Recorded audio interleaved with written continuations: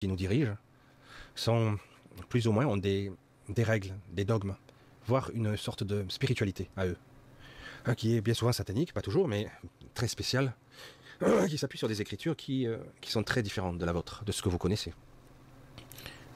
Il est étrange de dire aux gens, de but en blanc comme ça, vous êtes nés enchaînés, vous êtes nés esclaves. C'est très dur de leur dire. Certains disent non, dans ce monde il faut se battre, dans ce monde il faut être le meilleur, il faut être plus fort que les autres, etc. Non. Ce monde tel quel n'a absolument aucun intérêt. Ce n'est pas comme ça que c'est censé fonctionner. Je ne sais pas, je pense que certains d'entre vous doivent l'entrevoir, en tout cas.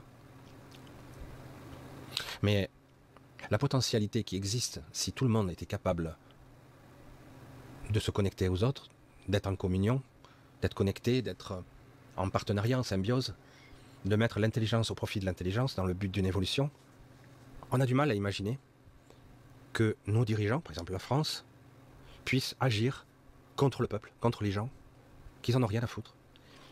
On a du mal à imaginer qu'ils puissent ne pas avoir une once de patriotisme, même si ce mot est galvaudé aujourd'hui. On a du mal à imaginer que des médecins puissent appliquer des protocoles sans se poser plus de questions que ça. D'autres s'en posent, mais le problème, ils sont pris dans les maillages d'un système. ARS, Ordre des médecins, et que sais-je encore. On a du mal à imaginer que des gens puissent travailler à mettre au point des formules pour tuer, pour développer des virus, juste pour leur contrôle. C'est intéressant, dirons-nous. On a du mal à imaginer qu'on ne puisse pas, c'est même pas pour travailler pour le bien commun, non, non, qu'on ne puisse pas simplement faire pour que les choses fonctionnent au mieux, défendre les intérêts d'un pays. Les siens, oui, pourquoi pas, mais quelque part, se moquer autant des gens, et qu'importe si tout le monde meurt. C'est étrange quand même cette façon de voir. C'est pas le cas de tout le monde sur cette terre, c'est pas le cas de tous les pays. Il y a beaucoup de corruption, l'ego est toujours au premier plan, et c'est le vrai souci ici de la dualité. Ce n'est même pas une histoire de polarisation, bien ou mal, ombre et ténèbres, c'est une histoire d'ego, purement et simplement. Au-delà de tout ça encore, on a du mal à imaginer, avec le temps qui passe, avec les souffrances, avec le quotidien, avec ces limitations perpétuelles, le fait que beaucoup d'entre vous aient abandonné leurs rêves en cours de route, leurs projets. Certains ont abandonné même l'idée d'avoir une vie de couple, ou même une vie de famille, une vie correcte. C'est étrange de ne pas être capable de simplement vivre comme vous le souhaitez. C'est dingue, hein? C'est dingue.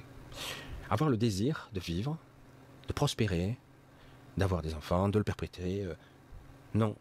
On crée un carcan, des règles, et on nous dit, c'est dans votre intérêt. Les moutons suivent. Mais... ils suivent. C'est très très difficile tout ça. Étonnant. On s'aperçoit que l'État peut être légitime, parfois il est illégitime. Quand il vous prend plus de la moitié de vos biens, pratiquement la moitié on va dire, et que tout tombe en ruine, normalement le peuple souverain, ce sont des mots tout ça, hein, devrait être capable de dire, oh, il passe où le pognon? Vous avez mis en place un système, vous l'avez endetté vous-même.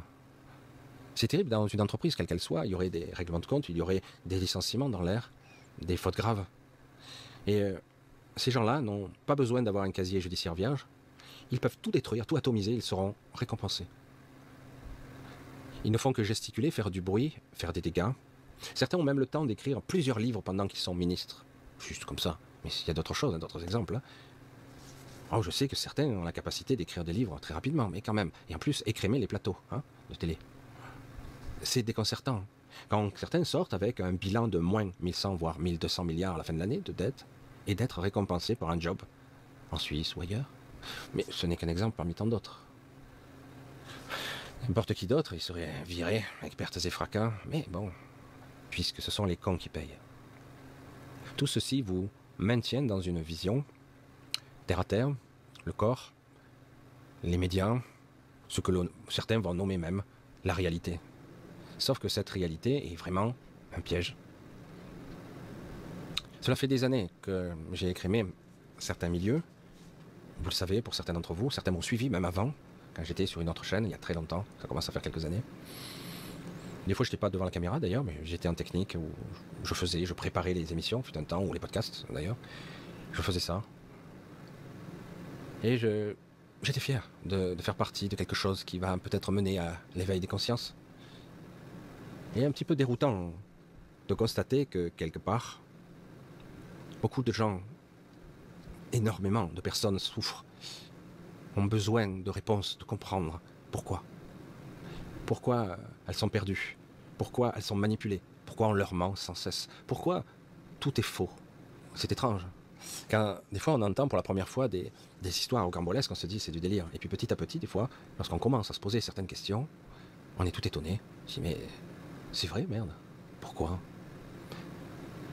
Je me rappelle encore la fois où je réglais une antenne satellite, satellite, géostationnaire, l'espace, hein. C'est là-haut, hein? Non? Je sais pas, je dis ça, je dis rien. Et j'étais en train de régler une antenne satellite. Alors j'avais les deux, hein, à l'époque, CanalSat et TPS. Et je pointais l'azimut. Hein. Alors je ne me rappelle plus, les 12 degrés, je ne me rappelle plus, au-dessus de l'horizon, etc. Je réglais l'azimut. Et du coup, je regarde le pointage. Et là, je reste médusé. C'est fou, hein. On investit des milliards dans des satellites. On nous dit que la Terre est saturée de satellites, que c'est pratiquement saturé de pollution de satellites de toutes sortes là-haut. Donc ils ont envoyé des satellites qui ne sont pas géostationnaires au-dessus de la France. Alors certains, bien sûr que si, je comprends pas. C'était pointé presque à l'horizontale, à peine au-dessus de l'horizon. Donc c'est pour ça que je dis je comprends pas. Signal satellite, il suffit d'un simple obstacle, d'une pluie intense, d'un immeuble, et le signal ne passe plus. Waouh, merde. C'est petit à petit des aberrations de ce genre-là. Il y en a tellement quand on commence à s'éveiller. Et là,